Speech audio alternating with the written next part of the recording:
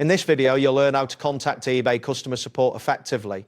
This tutorial will guide you through the necessary steps to reach out for assistance regarding your account or orders. Begin by logging into your eBay account. Once you have successfully signed in, scroll down to the bottom of the home page, look for the link labeled Help and Contact and click on it. This will redirect you to the support section where you can find various topics related to your issues. After accessing the Help and Contact page, you will see a list of suggested help articles. Take your time to navigate through these articles to find information related to your concern. Once you find a relevant topic, you will be presented with various options for contacting support, such as live chats, a callback request, or messaging support.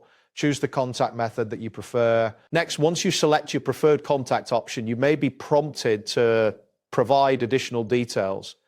It is crucial to clearly explain if your concern relates to a specific order, be sure to include order numbers. Providing as much relevant information as possible will help the support team address your issue more efficiently. While communicating your problem, maintain a professional tone. This approach not only ensures clarity, but also facilitates a smoother resolution process. Take a moment to review your message before sending it to ensure all important details are included. After submitting your request, be prepared to wait for a response.